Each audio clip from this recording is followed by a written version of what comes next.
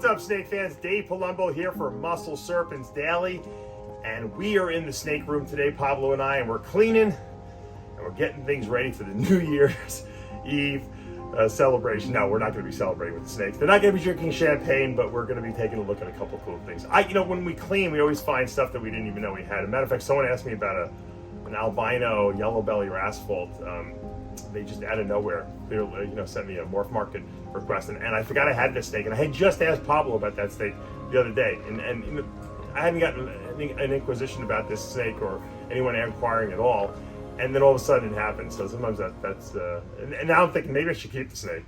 So when you clean, you discover stuff that you forget you even have sometimes, especially when you have a big collection. So I completely suggest that you constantly, keep looking at your collection and looking at those ones you might sell, you might not sell, because they change. They do change, and sometimes they get better, sometimes they get worse. And sometimes you say, you know what, I thought I needed it, I don't need it now. Sometimes you say, you know what, I'm going to get rid of this, which is what I said. And then I said, you know what, I really don't have that morph anymore. The other male I was going to keep died. So once again, there's no right or wrong answers, okay? There's just what you need and what you don't need, and sometimes those things change. Don't sell things too quickly, though. That's my advice to you. All right, let's take a look and see what we got. All right, we got my Albino Sulcatta Tortoise out. He's getting a little exercise today. And his little friend over there getting some exercise too. They're getting big. Pretty soon I got to build them an outdoor pen. Let's see if we can get him back over here. He's going back into the garage. All right, I thought I'd give you guys a little view of my plants I do.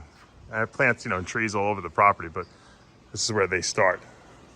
There's some mangoes, plants that I planted from seeds of the most delicious tasting mangoes I tasted. Usually the mangoes that grow wild are not that great, so I try to grow the ones that I actually like the taste of. That's a pitcher plant that wasn't doing so good in my garage, so I replanted it over here. See how it does? This is, I'm building a cactus forest. These things, you break off these little cactus here. If you break them off, I can show you, some broke off when I was replanting something before. And you put these in water, they'll grow roots out of them, and you can just root these things and they grow really, really well. The one tree, if you look in the distance there, let's see if we can zoom on this thing. I finally planted one outside in my yard. I'm seeing if it's going to grow. Right now I'm cultivating more of them here so we can get to see if they're gonna, we got to create a whole forest of these things. It's funny, when they start out, they're really smooth, and then as they get older, they get really bad pricklies on them, and so you got to be careful. I have my blueberry bush here that makes red blueberries, believe it or not blue blueberries. I don't know if they're any healthier for you. They're kind of cool looking. I have my fake pineapple plant that produces pineapples, but they're not edible. I have my lime tree and coconuts. These two coconuts fell off a tree across the street, and they just started growing roots. So plant them in this pot. They're kind of big for the pot. They need to be replanted. I just have been lazy. And here's my mandarin tree, which is kind of like in a little bit of a brumation, if we want to use a reptile term. It'll pop up and spring up every year, produces some nice mandarins. So I seem to have better luck in a pot than I do in the ground. Here's another little cacti growing. And this is a real pineapple plant that I grew from a pineapple stem that, just you eat in the supermarket, and I grew it. They only produce pineapples every 2 years though. There's Logan, getting in trouble. And here I'm rooting my my cacti in the water, as you can see. A bunch fell off when I replanted that one outside. So I said, you know what, rather than lose all these pieces, I'm going to replant it. And of course, we got the sulcattas. And here's my sword. And here's Logan's sword. Okay, don't kill anyone with that sword. All right, there's a little update on a few people have asked me about this one. So, Super Mandarin, what I think to be a Super Mandarin banana. I've produced Mandarin bananas before, and they never look like this. I'm really pretty convinced that this is a Super Mandarin banana. Obviously holding this one back. This female will, be a very valuable breeder if she does prove out to be Super Mandarin. Even if she doesn't, she's definitely one copy Mandarin. I'm there's so much saturation of red in here that to me, I'd say Super Mandarin. Banana. If you look at a Super Orange Dream banana, they don't look like this. They're much lighter. So the Mandarin has that much darker looking orangish, burnt-ish orange color. Obviously, banana removes a lot of the black from it, and you get this purple. If you look at here, right in between the orange, you see it's just purple and orange, and that's typical Mandarin banana combination right there. Really, really nice. I'm very happy with this girl came out. A few people asked me about my the scaleless projects. I haven't really talked about them in a couple weeks. Here is a super micro scale, which is a scaleless animal, and it's kind of like a oxymoron, I guess you could say, because it's not micro scale anymore once it loses all its scales. But we call the single form or the incomplete dominant form the micro scale because it's got the little beady scales, and then when you put two copies of it together, it has no scales or some random, maybe a couple random scales. This is 100% het clown too. This female, so she's staying here, and really, she's probably. I think she might be the nicest scaleless animal that I have in terms of contrast, and a lot of times the scaleless animals, they kind of look all the same, but this snake has a lot of like stuff going on. Even pattern-wise, it looks kind of weird. But het clown will do that. Het clown will change the pattern a little bit as well. So I'm happy with her. She's got some sisters too that will be going through the breeding program. Actually, half sisters.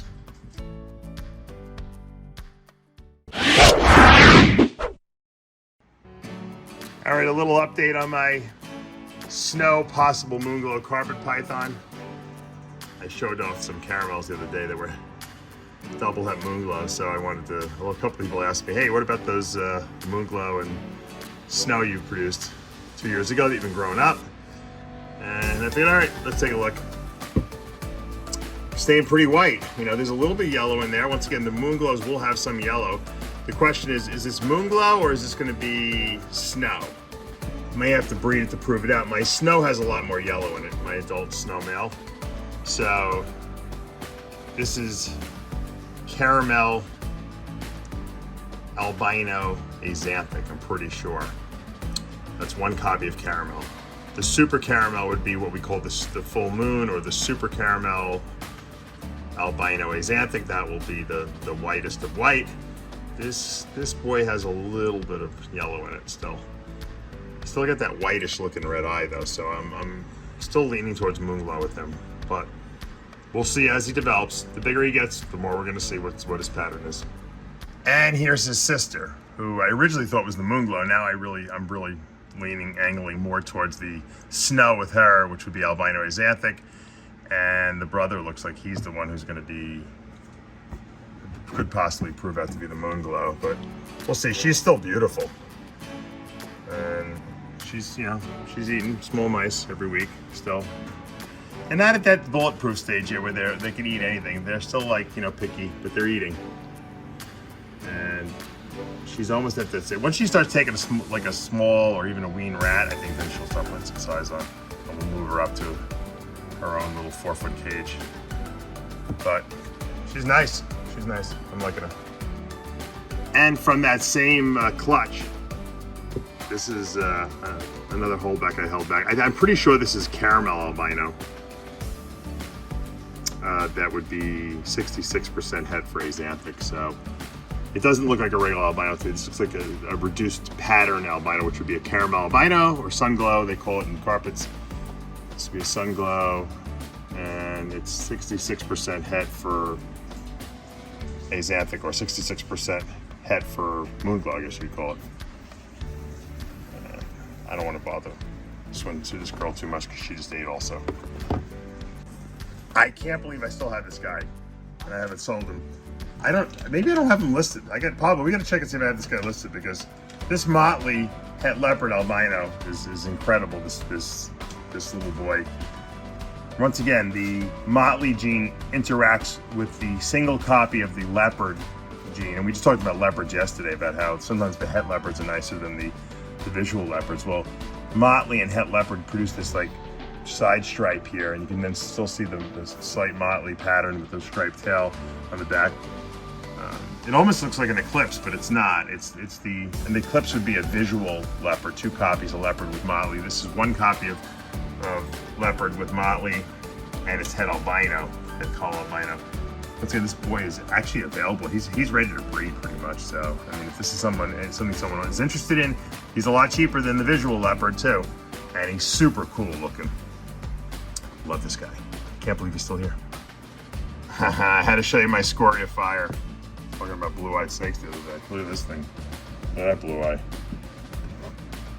Scoria, incomplete dominant. Fire, incomplete dominant. The super form of the fire being the black-eyed leucistic.